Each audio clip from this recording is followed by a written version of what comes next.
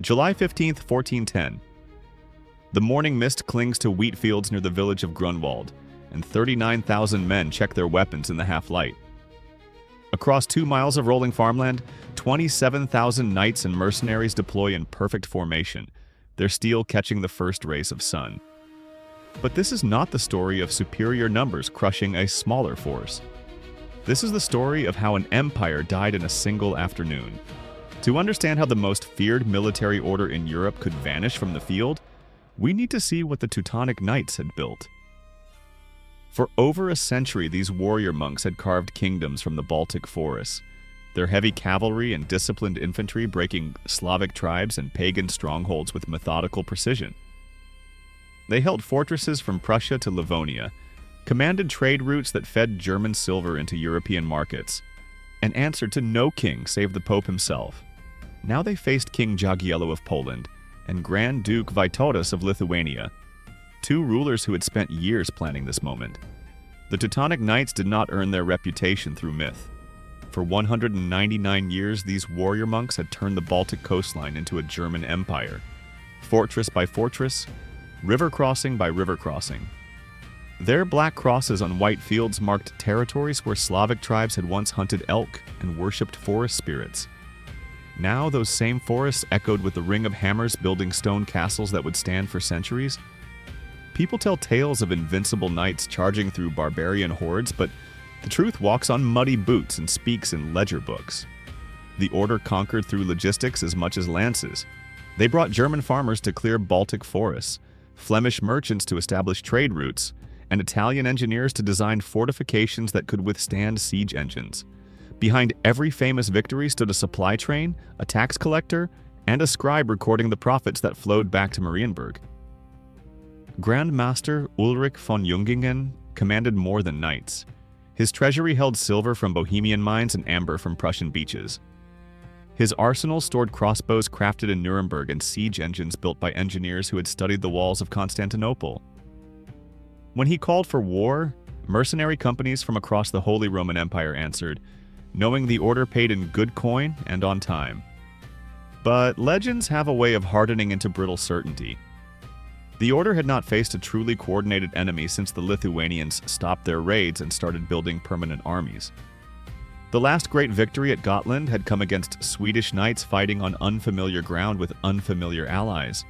The Teutonic system worked best against divided enemies who fought alone and could be defeated in detail. Now, as July heat began to burn off the morning mist, that system would meet its greatest test. Across those wheat fields stood an army that had spent 3 years preparing for this moment, led by commanders who understood exactly how Teutonic tactics worked and why they could be broken. Poland and Lithuania had spent centuries trying to kill each other. Polish knights raided Lithuanian villages for slaves and cattle. Lithuanian warriors burned Polish churches and carried off priests for ransom. The frontier between them ran red with blood through generations of petty wars that enriched no one and settled nothing. Then a marriage changed the map of Europe. In 1386, Grand Duke Jogaila of Lithuania knelt before Catholic bishops in Krakow Cathedral and emerged as King Władysław Jagiello of Poland. His baptism was politics written in holy water.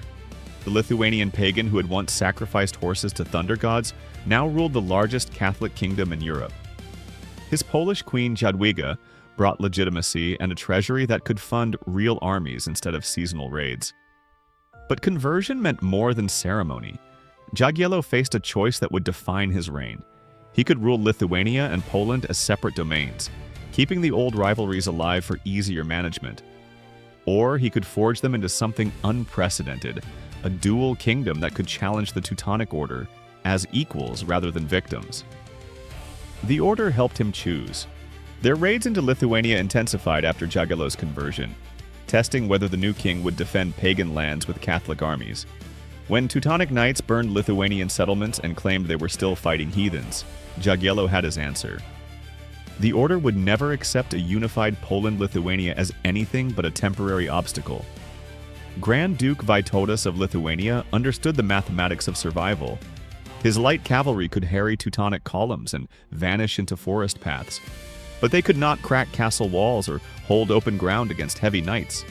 He needed Polish infantry, Polish siege engines, and Polish silver to pay mercenaries who would stand firm when the Black Crosses charged. The alliance solidified through 3 years of careful preparation. Polish armorers taught Lithuanian smiths to forge better mail. Lithuanian scouts mapped every road and river crossing between Vilnius and Marienburg.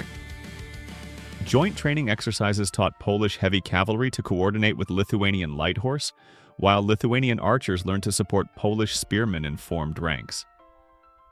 By 1410, what had begun as a marriage of convenience had become something the Teutonic Order had never faced: a coordinated enemy that combined Polish staying power with Lithuanian mobility, Catholic legitimacy with pagan determination, and the resources of two kingdoms with a single strategic vision.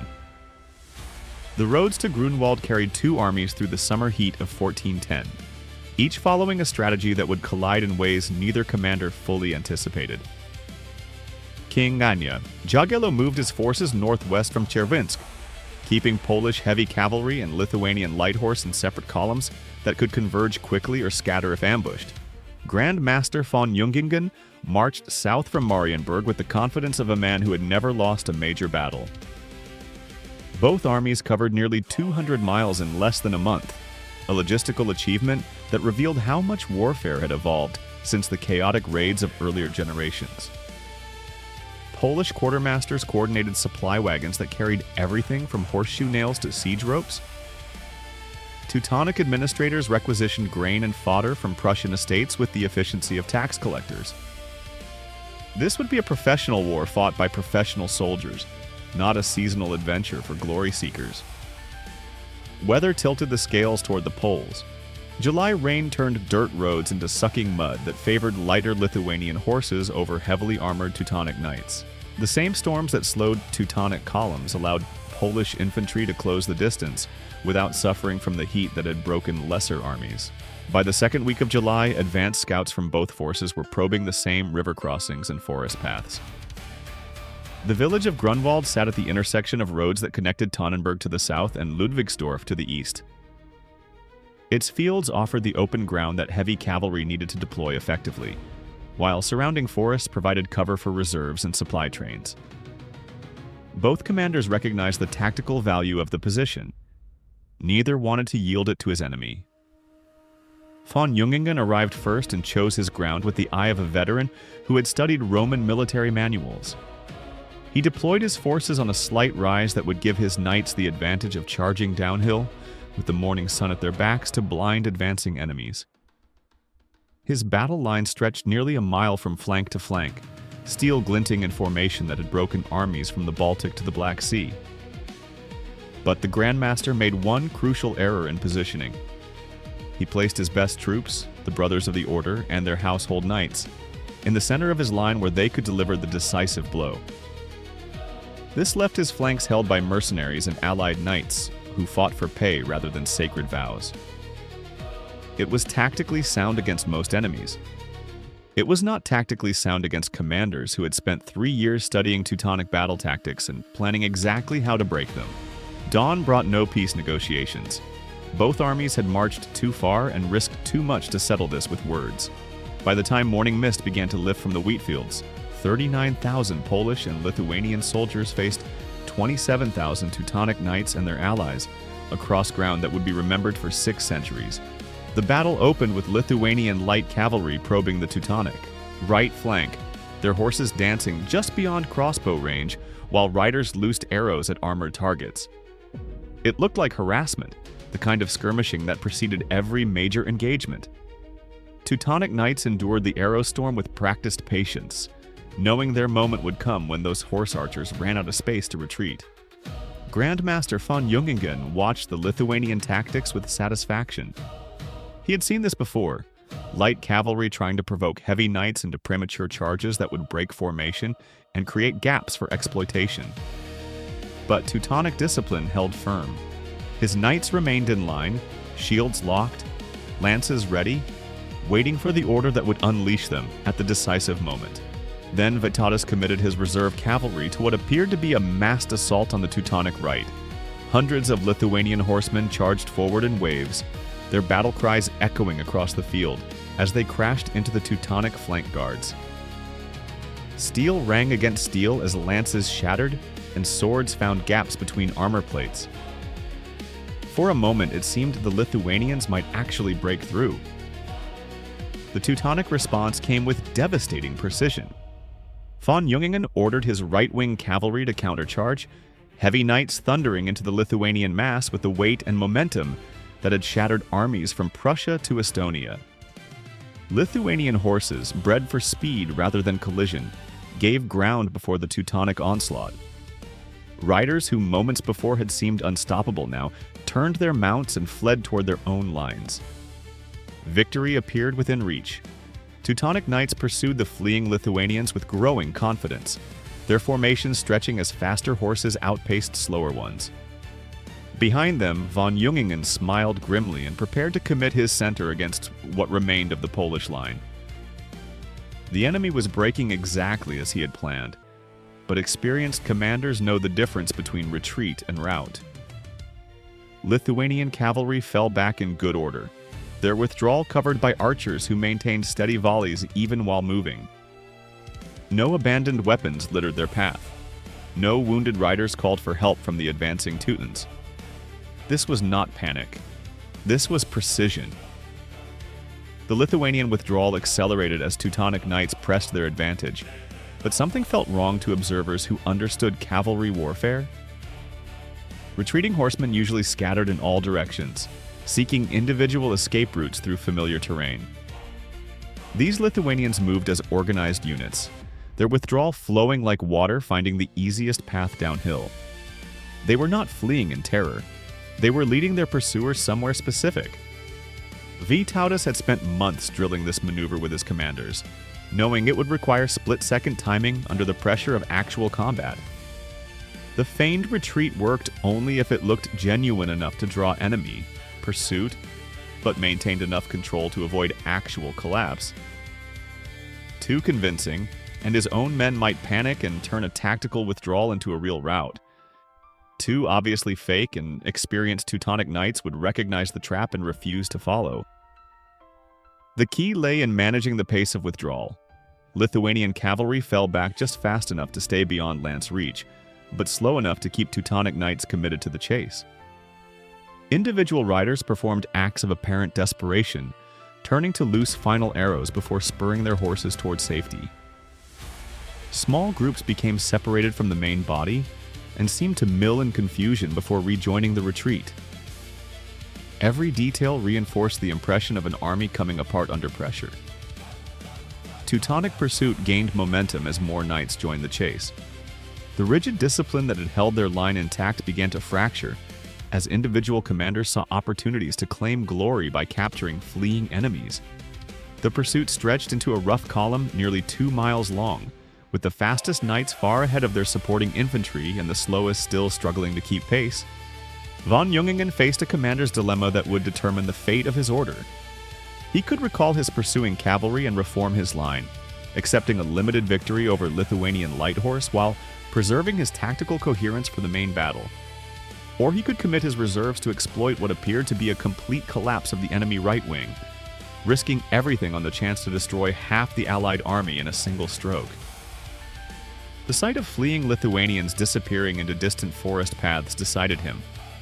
This was the moment that justified a century of Teutonic expansion, the decisive battle that would secure German dominance over the Baltic forever. He ordered his center reserve to advance in support of the pursuit, stripping his main battle line of the troops that had been his margin of safety. Behind him, King Jagiello watched from his command position and saw exactly what he had hoped to see. Teutonic cavalry spread across miles of countryside, Teutonic infantry advancing in support of a pursuit that was drawing them further from their defensive positions with every passing minute. The trap was set. Now came the moment that would test whether 3 years of planning could overcome 5 centuries of Teutonic military tradition. Polish horns sounded across the battlefield, their deep notes cutting through the clash of steel and the thunder of hooves. The signal had been planned for months, rehearsed in training camps from Krakow to Vilnius. Every Polish knight knew what those horns meant. The feigned retreat had drawn Teutonic reserves out of position. Now came the counterattack that would decide the fate of Eastern Europe. The Polish heavy cavalry had waited in concealment behind a low ridge, their horses stamping impatiently as riders watched Lithuanian light cavalry perform their deadly dance with Teutonic pursuers.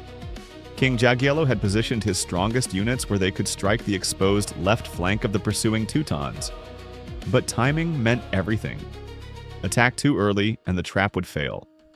Attack too late and Lithuanian withdrawal might become genuine collapse.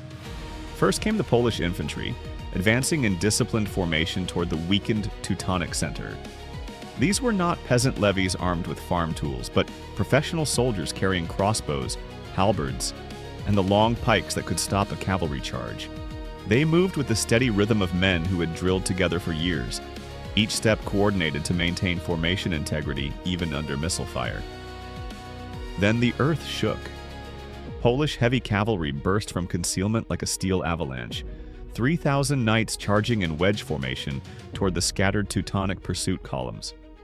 Their lances caught the morning sun as they thundered across wheat fields that would be trampled into bloody mud before the day ended. At their head rode the flower of Polish nobility, men whose grandfathers had fought at Plows and whose sons would remember this charge for generations. The impact shattered Teutonic pursuit like glass striking stone.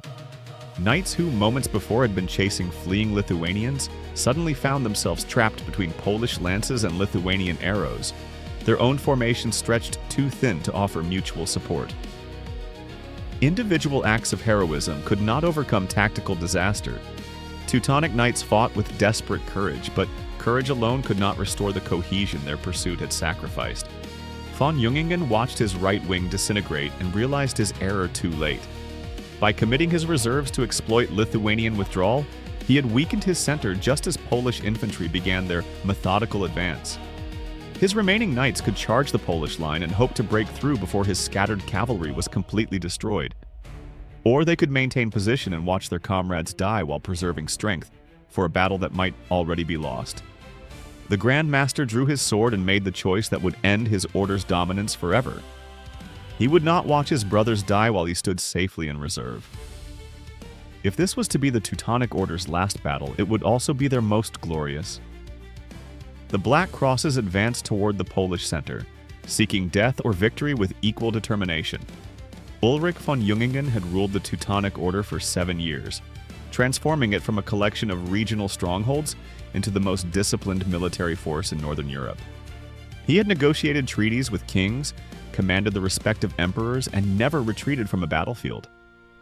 Now, watching his carefully planned battle dissolve into chaos, he faced the decision that would define his legacy and determine whether the order would survive the afternoon. Tactical wisdom demanded retreat. His scattered cavalry could not be reformed while under attack. His infantry was outnumbered, and Polish reserves still waited in concealment behind their advancing line. A fighting withdrawal toward the fortress of Marienburg would preserve most of his army and allow time to request reinforcements from allies across the Holy Roman Empire. The order had survived worse defeats and returned stronger. But Grand Masters of the Teutonic Order did not retreat. The white mantles with their black crosses represented more than military insignia. They symbolized sacred vows that bound warrior monks to fight until death or victory, never yielding ground to enemies of the faith.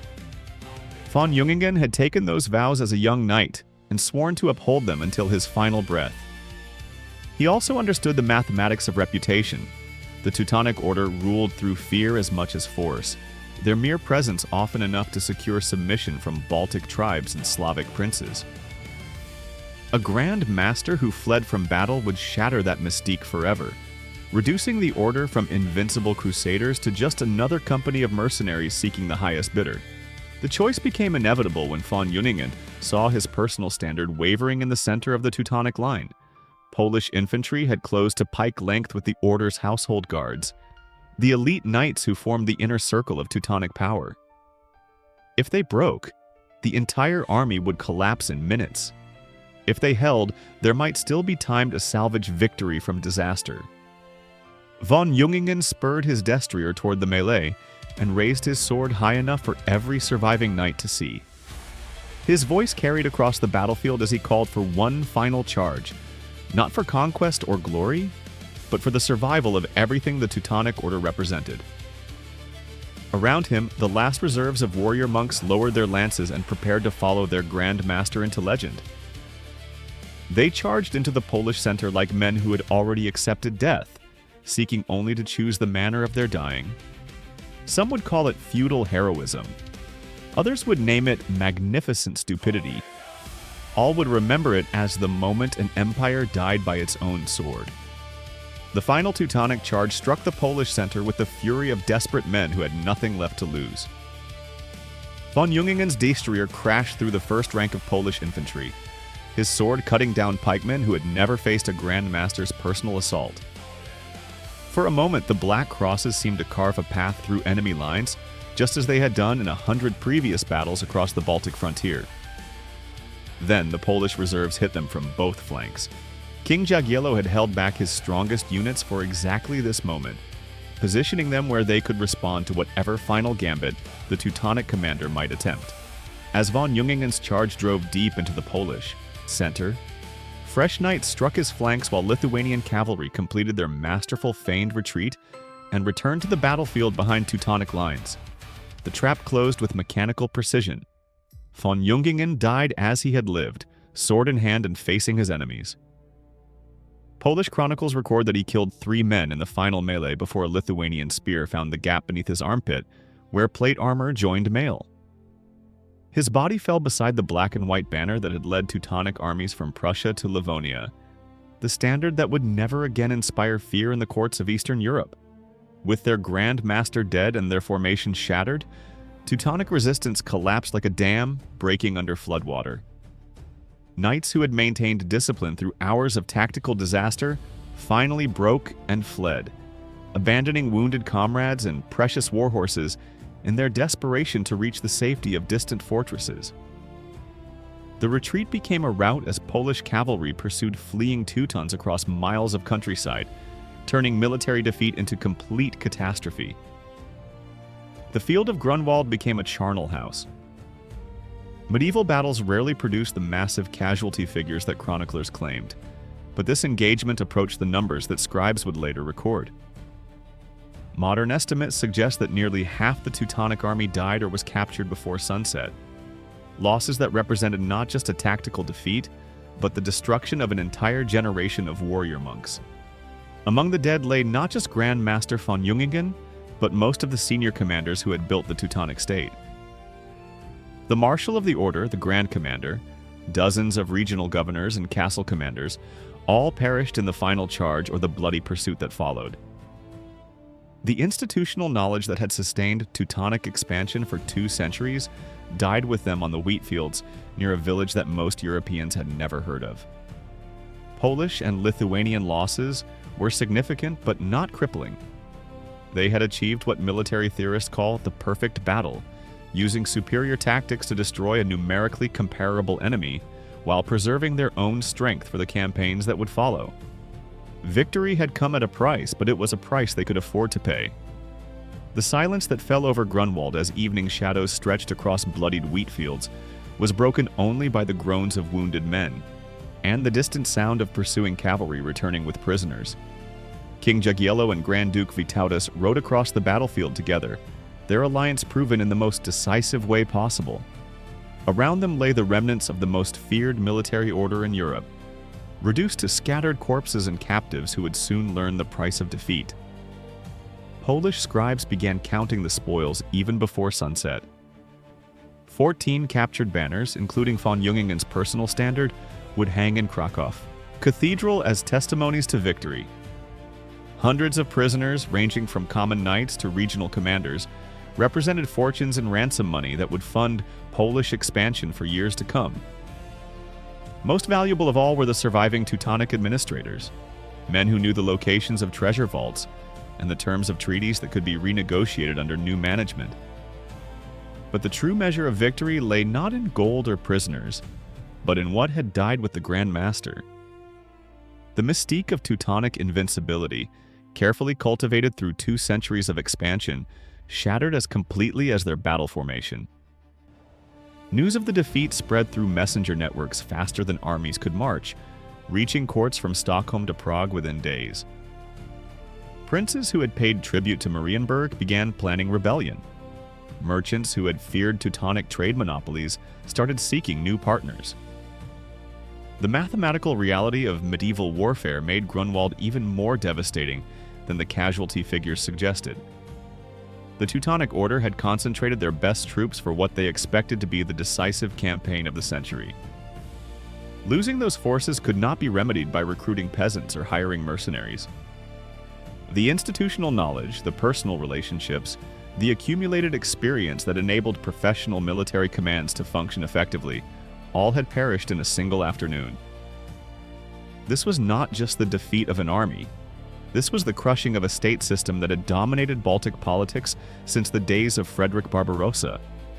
The Teutonic Order would survive as an institution, retreating to their strongest fortresses and negotiating for time to rebuild. But they would never again march out to expand their territory with the confidence of inevitable victory. King Jagiello understood the magnitude of his achievement as he surveyed the field where 39,000 Poles and Lithuanians had indeed crushed 27,000 Teutonic knights and their allies. The numbers told only part of the story. Superior tactics, careful planning, and flawless execution had accomplished what generations of Baltic tribes had failed to achieve through courage alone. The day an empire died had also become the day a new balance of power emerged in Eastern Europe. 6 centuries have passed since that July afternoon, when wheat fields near Grunwald became the graveyard of Teutonic ambitions, but the echoes of that battle still shape the map of Europe. The Polish-Lithuanian Commonwealth that emerged from the victory would become the largest state in Europe, stretching from the Baltic Sea to the Black Sea steppes. The Teutonic Order retreated to Prussia and eventually became a secular duchy. Their warrior monks transformed into German administrators who would plant the seeds of future conflicts. The battle itself became legend almost before the blood dried on the broken weapons scattered across the field. Polish chroniclers wrote of divine intervention and miraculous victories, while German accounts blamed the defeat on mercenary treachery and tactical mistakes that could have been avoided. Both versions missed the deeper truth that Grunwald represented: the collision between old and new approaches to warfare, between feudal cavalry charges and coordinated combined arms tactics. Modern military historians study Grunwald as a masterpiece of tactical deception and timing. The feigned retreat that drew Teutonic reserves out of position has been analyzed in staff colleges from Sandhurst to West Point as an example of how superior planning can overcome numerical disadvantages. Vytautas and Jagiello achieved what Sun Tzu called the highest form of victory, defeating the enemy's strategy rather than simply destroying his army. But the battle's true significance lies in what it prevented rather than what it achieved. Had the Teutonic Order won at Grunwald, German expansion eastward would have continued unchecked for generations. The Baltic peoples who preserved their languages and cultures through Polish protection might have vanished entirely beneath Teutonic settlement policies. The delicate balance of power that allowed Renaissance Poland to become a haven for Jewish refugees and a laboratory for religious tolerance would never have developed.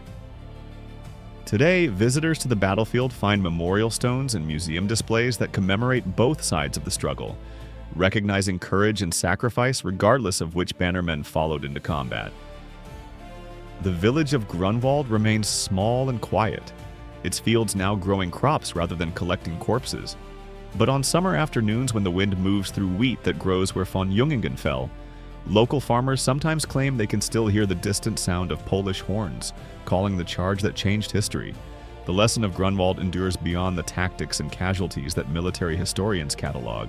Sometimes the impossible becomes inevitable when courage combines with careful planning, when old enemies forge new alliances, and when the arrogant discover that their reputation cannot deflect well-aimed spears. An empire can die in a single afternoon, but the ideas that survive its passing may prove more durable than any castle wall or treaty scroll.